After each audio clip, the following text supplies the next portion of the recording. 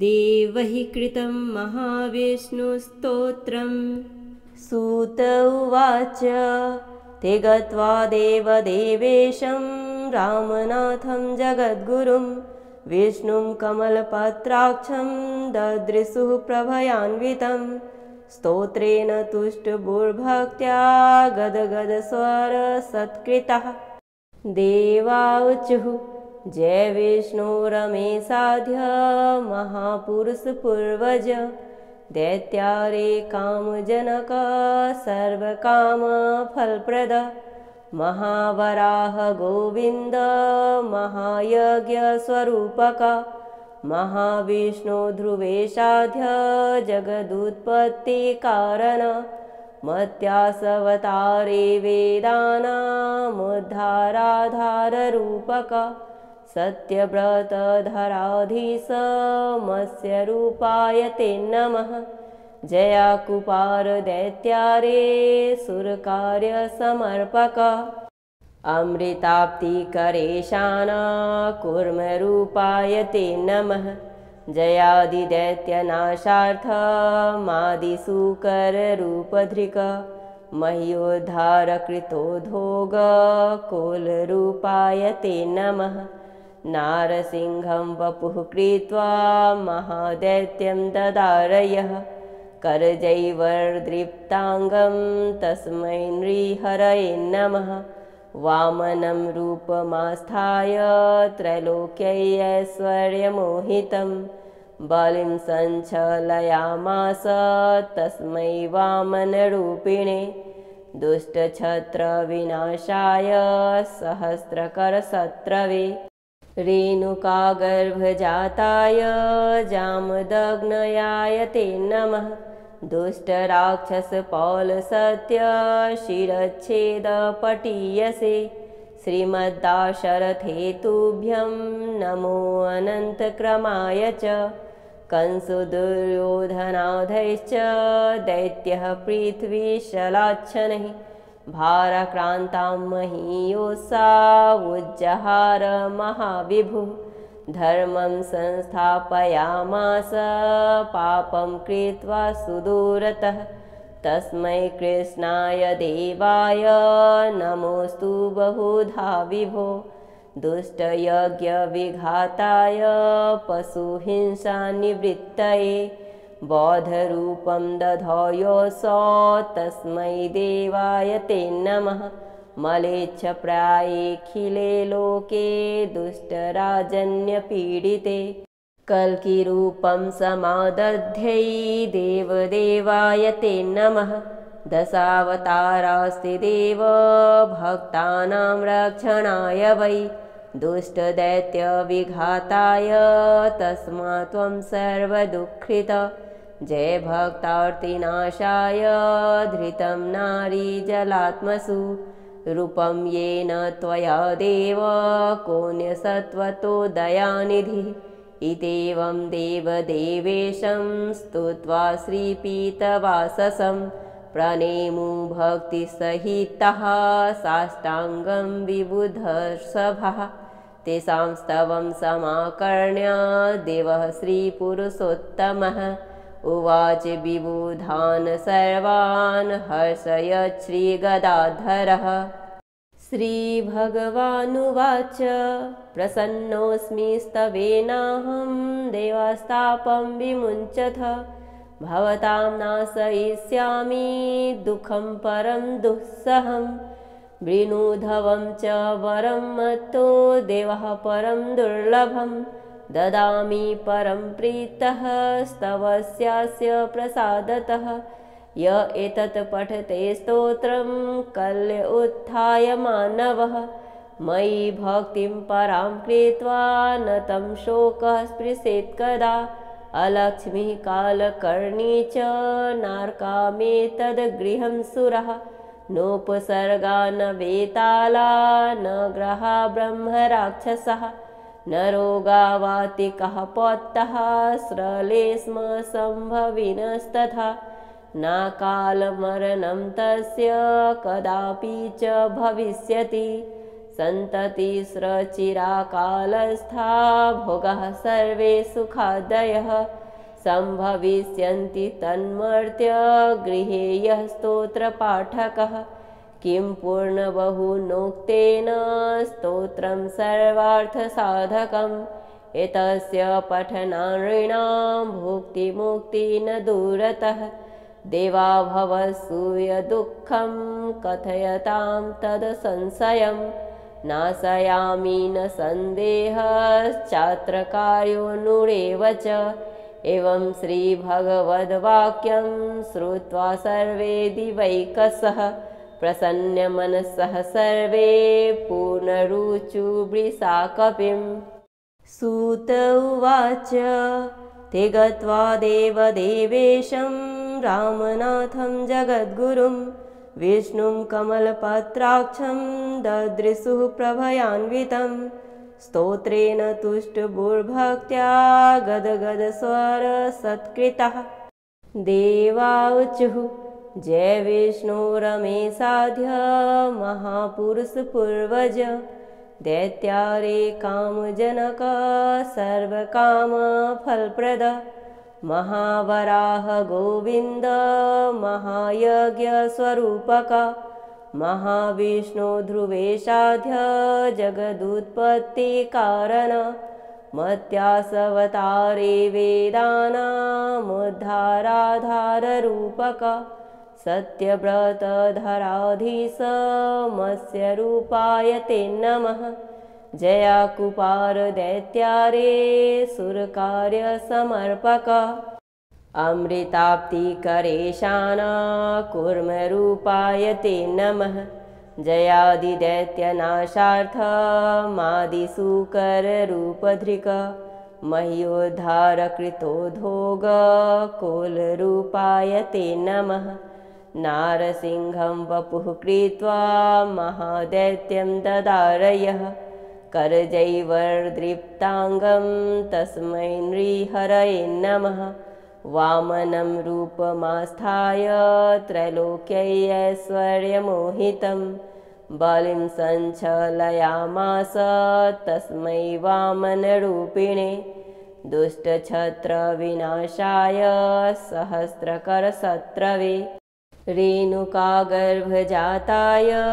जामदग्नयाय ते नमः दुष्टराक्षसपौलसत्यशिरच्छेदपटीयसे श्रीमद्दाशरथेतुभ्यं नमो अनन्तक्रमाय च कंसुदुर्योधनाधैश्च दैत्यः पृथ्वीशलाच्छनैः भाराक्रान्तां महीयोत्सावुज्जहार महाविभुः धर्मं संस्थापयामास पापं कृत्वा सुदूरतः तस्मै कृष्णाय देवाय नमोऽस्तु बहुधा विभो दुष्टयज्ञविघाताय पशुहिंसानिवृत्तये बौद्धरूपं दधयोऽसौ तस्मै देवाय ते नमः मलेच्छप्रायेऽखिले लोके दुष्टराजन्यपीडिते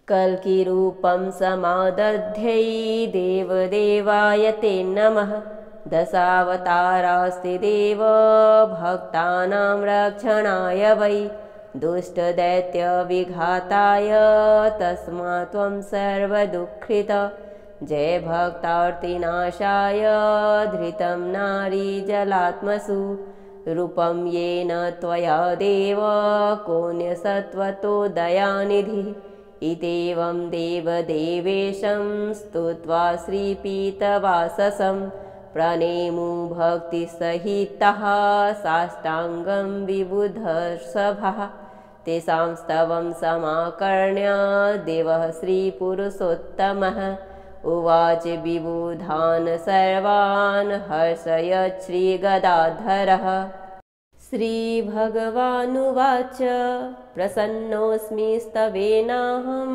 देवास्तापं विमुञ्चथ भवतां नाशयिष्यामि दुःखं परं दुःसहं वृणुधवं च वरं मत्तो देवः परं दुर्लभं ददामि परं प्रीतः स्तवस्यास्य प्रसादतः। य एतत् पठते स्तोत्रं कल्य उत्थाय मानवः। मयि भक्तिं परां कृत्वा न तं शोकः स्पृशेत् कदा। अलक्ष्मीः कालकर्णी च नार्कामेतद्गृहं सुरः। नोपसर्गा न वेताला न ग्रहा ब्रह्मराक्षसः। न रोगा वातिकः पौत्तः स्रले स्म सम्भविनस्तथा। न कालमरणं तस्य कदापि च भविष्यति। सन्ततिस्रचिराकालस्था भोगाः सर्वे सुखादयः। सम्भविष्यन्ति तन्मर्त्य गृहे यः स्तोत्रपाठकः। किं पूर्णबहुनोक्तेन स्तोत्रं सर्वार्थसाधकम्। एतस्य पठनानृणां भुक्तिमुक्ति न दूरतः। देवा भवसूयदुःखं कथयतां तदसंशयम्। नाशयामि न सन्देहश्चात्रकार्यो नूरेव च। एवं श्रीभगवद्वाक्यं श्रुत्वा सर्वे दिवैकसः। प्रसन्नमनसः सर्वे पूर्णरुचुवृषाकपिम्। सूत उवाच ते गत्वा देवदेवेशं रामनाथं जगद्गुरुं विष्णुं कमलपत्राक्षं ददृशुः प्रभयान्वितं। स्तोत्रेण तुष्टभूर्भक्त्या गदगदस्वरसत्कृतः। देवाऊचुः जय विष्णु रमेशाध्य महापुरुषपूर्वज। दैत्यारे कामजनक सर्वकामफलप्रद। महावराह गोविन्द महायज्ञस्वरूपक। महाविष्णु ध्रुवेशाध्य जगदुत्पत्तिकारण। मत्यासवतारे वेदानामुद्धाराधाररूपक। सत्यव्रतधराधीश मत्स्यरूपाय ते नमः। जयाकुपार दैत्यारे सुरकार्यसमर्पक। अमृताप्तिकरेशान कूर्मरूपाय ते नमः। जयादिदैत्यनाशार्थमादिसूकररूपधृक। मह्योद्धारकृतोद्भोग कोलरूपाय ते नमः। नारसिंहं वपुः कृत्वा महादैत्यं ददारयः। करजैर्वदृप्ताङ्गं तस्मै नृहरये नमः। वामनं रूपमास्थाय त्रैलोक्यैश्वर्यमोहितं। बलिं सञ्चलयामास तस्मै वामनरूपिणे। दुष्टछत्रविनाशाय सहस्रकरशत्रवे। रेणुकागर्भजाताय जामदग्नयाय ते नमः। दुष्टराक्षसपौलसत्यशिरच्छेदपटीयसे। श्रीमद्दाशरथेतुभ्यं नमो अनन्तक्रमाय च। कंसुदुर्योधनाधैश्च दैत्यः पृथ्वीशलाच्छनैः। भाराक्रान्तां महीयोत्सावुज्जहार महाविभुः। धर्मं संस्थापयामास पापं कृत्वा सुदूरतः। तस्मै कृष्णाय देवाय नमोऽस्तु बहुधा विभो। दुष्टयज्ञविघाताय पशुहिंसानिवृत्तये। बौद्धरूपं दधयोऽसौ तस्मै देवाय ते नमः। मलेच्छप्रायेऽखिले लोके दुष्टराजन्यपीडिते। कल्किरूपं समादध्यै देवदेवाय ते नमः। दशावतारास्ति देव भक्तानां रक्षणाय वै। दुष्टदैत्यविघाताय तस्मात् त्वं सर्वदुःखित। जय भक्तार्तिनाशाय धृतं नारीजलात्मसु। रूपं येन त्वया देव कोऽन्यसत्त्वतो दयानिधिः। इत्येवं देवदेवेशं स्तुत्वा श्रीपीतवाससं प्रणेमु भक्तिसहितः साष्टाङ्गं विबुधर्षभः तेषां स्तवं समाकर्ण्य देवः श्रीपुरुषोत्तमः उवाच विबुधान् सर्वान् हर्षयत् श्रीगदाधरः। श्रीभगवानुवाच प्रसन्नोऽस्मि स्तवेनाहं देवास्तापं विमुञ्चथ भवतां नाशयिष्यामि दुःखं परं दुःसहं वृणुधवं च वरं मत्तो देवः परं दुर्लभं ददामि परं प्रीतः स्तवस्यास्य प्रसादतः य एतत् पठते स्तोत्रं कल्य उत्थाय मानवः मयि भक्तिं परां कृत्वा न तं शोकः स्पृशेत् कदा अलक्ष्मीः कालकर्णी च नार्कामेतद्गृहं सुरः नोपसर्गा न वेताला न ग्रहा ब्रह्मराक्षसः न रोगा वातिकः पौत्तः स्रले स्म सम्भविनस्तथा न कालमरणं तस्य कदापि च भविष्यति सन्ततिस्रचिराकालस्था भोगाः सर्वे सुखादयः सम्भविष्यन्ति तन्मर्त्य गृहे यः स्तोत्रपाठकः किं पूर्णबहुनोक्तेन स्तोत्रं सर्वार्थसाधकम् एतस्य पठनानृणां भुक्तिमुक्ति न दूरतः देवा भवसूयदुःखं कथयतां तदसंशयं नाशयामि न सन्देहश्चात्रकार्यो नूरेव च एवं श्रीभगवद्वाक्यं श्रुत्वा सर्वे दिवैकसः प्रसन्नमनसः सर्वे पूर्णरुचुवृषाकपिम्। सूत उवाच ते गत्वा देवदेवेशं रामनाथं जगद्गुरुं विष्णुं कमलपत्राक्षं ददृशुः प्रभयान्वितं स्तोत्रेण तुष्टभूर्भक्त्या गदगदस्वरसत्कृतः देवाऊचुः जय विष्णु रमेशाध्य महापुरुषपूर्वज दैत्यारे कामजनक सर्वकामफलप्रद महावराह गोविन्द महायज्ञस्वरूपक महाविष्णु ध्रुवेशाध्य जगदुत्पत्तिकारण मत्यासवतारे वेदानामुद्धाराधाररूपक सत्यव्रतधराधीश मत्स्य रूपाय ते नमः जयाकुपार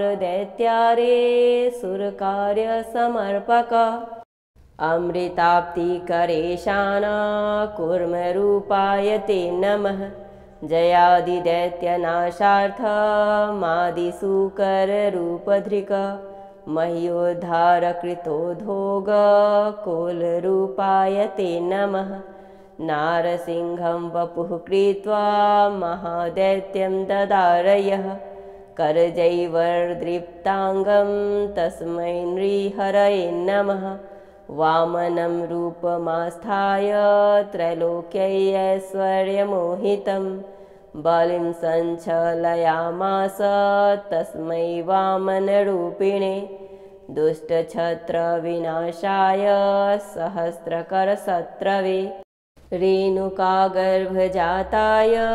जामदग्नयाय ते नमः दुष्टराक्षसपौलसत्यशिरच्छेदपटीयसे श्रीमद्दाशरथेतुभ्यं नमो अनन्तक्रमाय च कंसुदुर्योधनाधैश्च दैत्यः पृथ्वीशलाच्छनैः भाराक्रान्तां महीयोत्सावुज्जहार महाविभुः धर्मं संस्थापयामास पापं कृत्वा सुदूरतः तस्मै कृष्णाय देवाय नमोऽस्तु बहुधा विभो दुष्टयज्ञविघाताय पशुहिंसानिवृत्तये बौद्धरूपं दधौ योऽसौ तस्मै देवाय ते नमः मलेच्छप्रायेऽखिले लोके दुष्टराजन्यपीडिते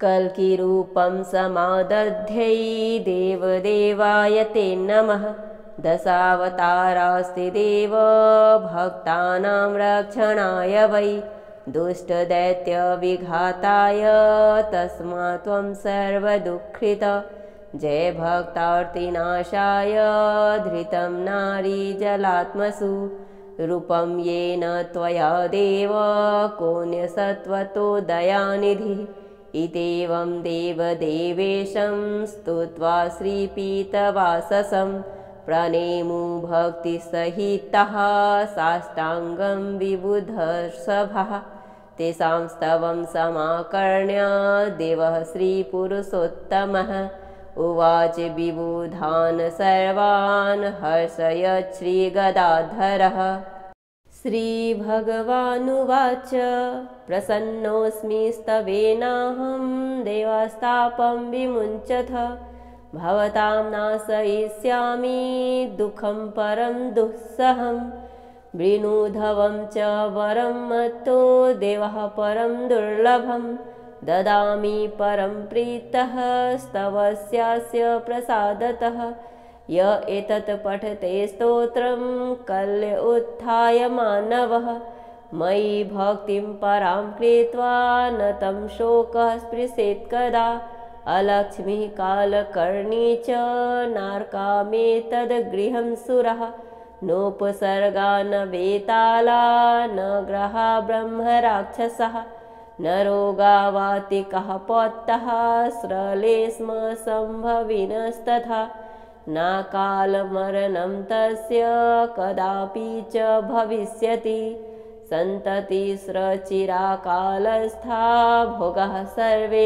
सुखादयः सम्भविष्यन्ति तन्मर्त्य गृहे यः स्तोत्रपाठकः किं पूर्णबहुनोक्तेन स्तोत्रं सर्वार्थसाधकम् एतस्य पठनानृणां भुक्तिमुक्ति न दूरतः देवा भवसूयदुःखं कथयतां तदसंशयं नाशयामि न सन्देहश्चात्रकार्योऽनुरेव च एवं श्रीभगवद्वाक्यं श्रुत्वा सर्वे दिवैकसः प्रसन्नमनसः सर्वे पूर्णरुचुवृषाकपिं सूत उवाच ते गत्वा देवदेवेशं रामनाथं जगद्गुरुं विष्णुं कमलपत्राक्षं ददृशुः प्रभयान्वितं स्तोत्रेण तुष्टभूर्भक्त्या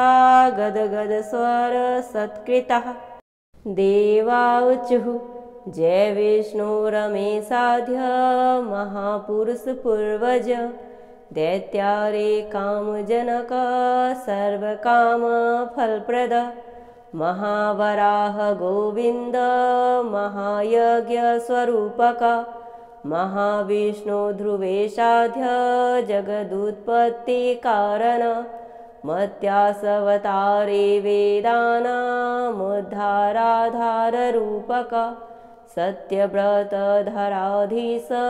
मत्स्यरूपाय ते नमः जयाकुपार दैत्यारे सुरकार्यसमर्पक अमृताप्तिकरेशान कूर्मरूपाय ते नमः जयादिदैत्यनाशार्थमादिसूकररूपधृक मह्योद्धारकृतोद्भोग कोलरूपाय ते नमः नारसिंहं वपुः कृत्वा महादैत्यं ददारयः करजैवर्दृप्ताङ्गं तस्मै नृहरये नमः वामनं रूपमास्थाय त्रैलोक्यैश्वर्यमोहितं बलिं सञ्चलयामास तस्मै वामनरूपिणे दुष्टछत्रविनाशाय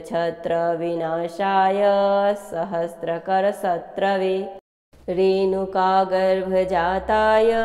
जामदग्नयाय ते नमः दुष्टराक्षसपौलसत्यशिरच्छेदपटीयसे श्रीमद्दाशरथेतुभ्यं नमो अनन्तक्रमाय च कंसो दुर्योधनाधैश्च दैत्यः पृथ्वीशलाच्छनैः भाराक्रान्तां महीयोत्सावुज्जहार महाविभुः धर्मं संस्थापयामास पापं कृत्वा सुदूरतः तस्मै कृष्णाय देवाय नमोऽस्तु बहुधा विभो दुष्टयज्ञविघाताय पशुहिंसानिवृत्तये बौद्धरूपं दधोऽसौ तस्मै देवाय ते नमः मलेच्छप्रायेऽखिले लोके दुष्टराजन्यपीडिते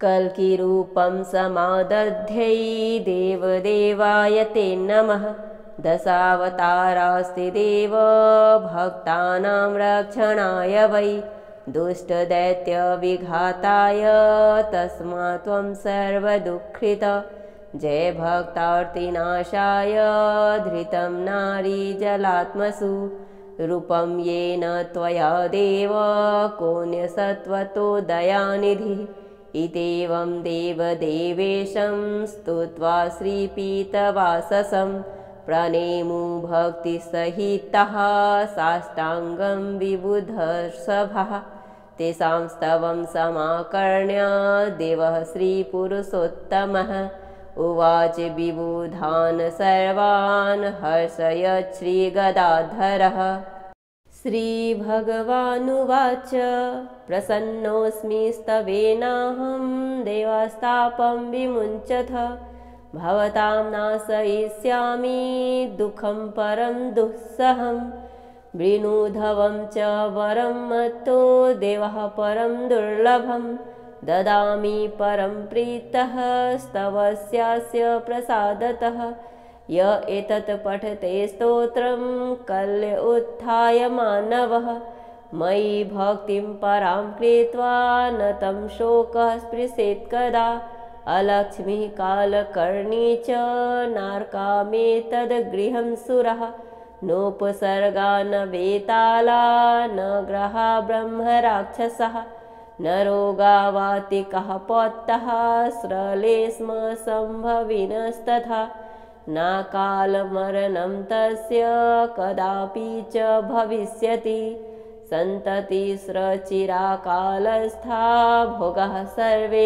सुखादयः सम्भविष्यन्ति तन्मर्त्य गृहे यः स्तोत्रपाठकः किं पूर्णबहुनोक्तेन स्तोत्रं सर्वार्थसाधकम् एतस्य पठनानृणां भुक्तिमुक्ति न दूरतः देवा भवसूयदुःखं कथयतां तदसंशयं नाशयामि न सन्देहश्चात्रकार्योऽनुरेव च एवं श्रीभगवद्वाक्यं श्रुत्वा सर्वे दिवैकसः प्रसन्नमनसः सर्वे पूर्णरुचुवृषाकपिं सूत उवाच ते गत्वा देवदेवेशं रामनाथं जगद्गुरुं विष्णुं कमलपत्राक्षं ददृशुः प्रभयान्वितं स्तोत्रेण तुष्टभूर्भक्त्या गदगदस्वरसत्कृतः देवाऊचुः जय विष्णु रमेशाध्य महापुरुषपूर्वज दैत्यारे कामजनक सर्वकामफलप्रद महावराह गोविन्द महायज्ञस्वरूपक महाविष्णु ध्रुवेशाध्य जगदुत्पत्तिकारण मत्यासवतारे वेदानामुद्धाराधाररूपक सत्यव्रतधराधीश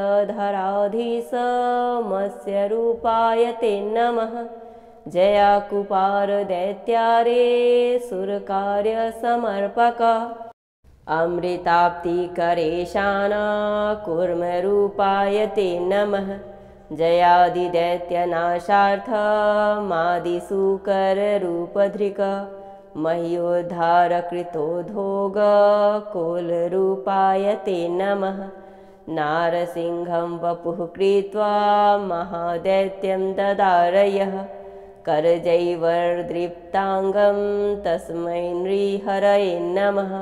वामनं रूपमास्थाय त्रैलोक्यैश्वर्यमोहितं बलिं सञ्चलयामास तस्मै वामनरूपिणे। दुष्टछत्रविनाशाय सहस्रकरशत्रवे रेणुकागर्भजाताय जामदग्नयाय ते नमः।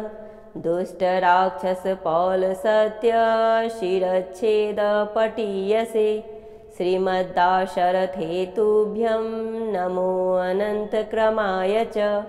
कंसुदुर्योधनाधैश्च दैत्यः पृथ्वीशलाच्छनैः भाराक्रान्तां महीयोत्सावुज्जहार महाविभुः।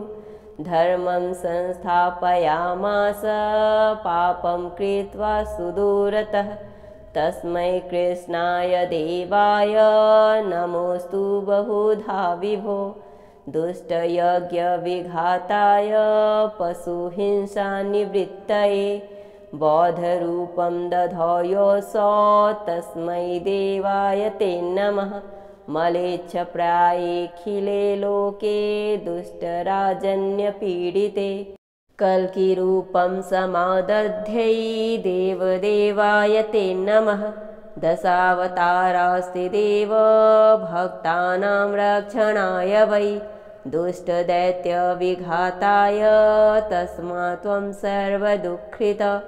जय भक्तार्तिनाशाय धृतं नारीजलात्मसु रूपं येन त्वया देव कोऽन्यसत्त्वतो दयानिधिः। इत्येवं देवदेवेशं स्तुत्वा श्रीपीतवाससं प्रणेमु भक्तिसहितः साष्टाङ्गं विबुधर्षभः। तेषां स्तवं समाकर्ण्य देवः श्रीपुरुषोत्तमः उवाच विबुधान् सर्वान् हर्षयत् श्रीगदाधरः। श्रीभगवानुवाच प्रसन्नोऽस्मि स्तवेनाहं देवास्तापं विमुञ्चथ भवतां नाशयिष्यामि दुःखं परं दुःसहं। वृणुधवं च वरं मत्तो देवः परं दुर्लभं ददामि परं प्रीतः स्तवस्यास्य प्रसादतः। य एतत् पठते स्तोत्रं कल्य उत्थाय मानवः मयि भक्तिं परां कृत्वा न तं शोकः स्पृशेत् कदा।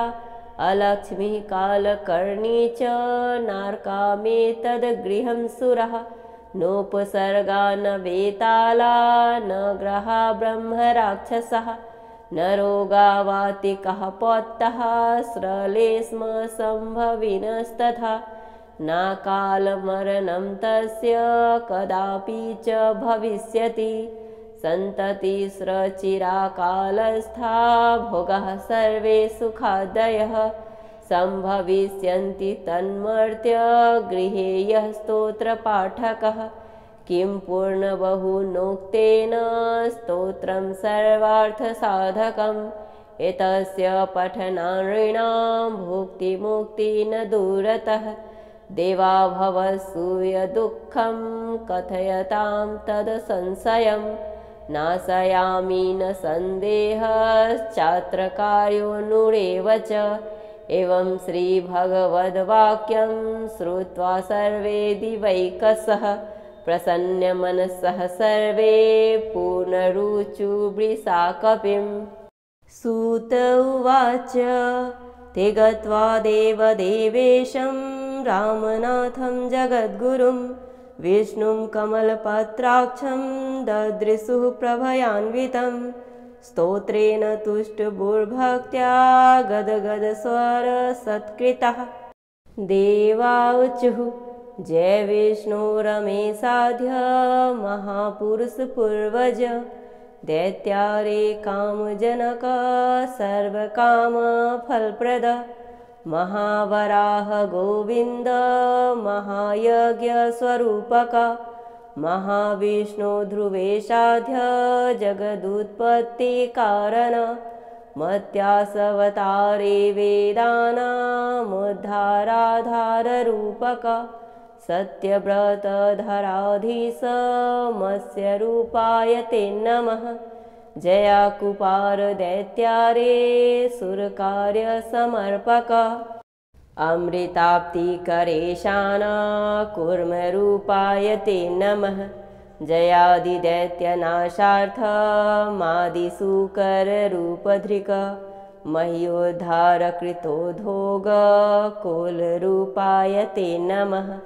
नारसिंहं वपुः कृत्वा महादैत्यं ददारयः करजैवर्दृप्ताङ्गं तस्मै नृहरये नमः। वामनं रूपमास्थाय त्रैलोक्यैश्वर्यमोहितं बलिं सञ्चलयामास तस्मै वामनरूपिणे। दुष्टछत्रविनाशाय सहस्रकरशत्रवे रेणुकागर्भजाताय जामदग्नयाय ते नमः।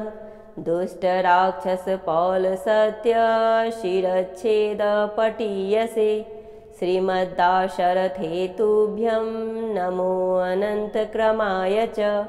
कंसुदुर्योधनाधैश्च दैत्यः पृथ्वीशलाच्छनैः भाराक्रान्तां महीयोत्सावुज्जहार महाविभुः। धर्मं संस्थापयामास पापं कृत्वा सुदूरतः तस्मै कृष्णाय देवाय नमोऽस्तु बहुधा विभो।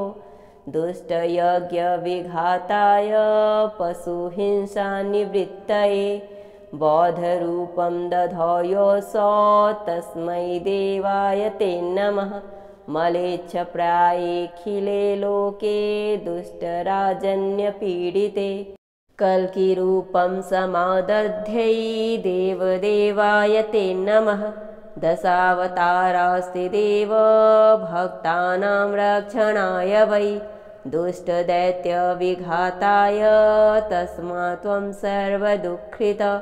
जय भक्तार्तिनाशाय धृतं नारीजलात्मसु रूपं येन त्वया देव कोऽन्यसत्त्वतो दयानिधिः। इत्येवं देवदेवेशं स्तुत्वा श्रीपीतवाससं प्रणेमु भक्तिसहितः साष्टाङ्गं विबुधर्षभः। तेषां स्तवं समाकर्ण्य देवः श्रीपुरुषोत्तमः उवाच विबुधान् सर्वान् हर्षयत् श्रीगदाधरः। श्रीभगवानुवाच प्रसन्नोऽस्मि स्तवेनाहं देवास्तापं विमुञ्चथ भवतां नाशयिष्यामि दुःखं परं दुःसहं। वृणुधवं च वरं मत्तो देवः परं दुर्लभं ददामि परं प्रीतः स्तवस्यास्य प्रसादतः। य एतत् पठते स्तोत्रं कल्य उत्थाय मानवः मयि भक्तिं परां कृत्वा न तं शोकः स्पृशेत् कदा। अलक्ष्मीः कालकर्णी च नार्कामेतद्गृहं सुरः नोपसर्गा न वेताला न ग्रहा ब्रह्मराक्षसः न रोगावातिकः पौत्तः स्रले स्म सम्भविनस्तथा न कालमरणं तस्य कदापि च भविष्यति। सन्ततिस्रचिराकालस्था भोगाः सर्वे सुखादयः सम्भविष्यन्ति तन्मर्त्य गृहे यः स्तोत्रपाठकः। किं पूर्णबहुनोक्तेन स्तोत्रं सर्वार्थसाधकम् एतस्य पठनानृणां भुक्तिमुक्ति न दूरतः। देवा भवसूयदुःखं कथयतां तदसंशयं नाशयामि न सन्देहश्चात्रकार्यो नुरेव च। एवं श्रीभगवद्वाक्यं श्रुत्वा सर्वे दिवैकसः प्रसन्नमनसः सर्वे पूर्णरुचुवृषा कपिम्। इति महाविष्णुस्तोत्रं समाप्तम्।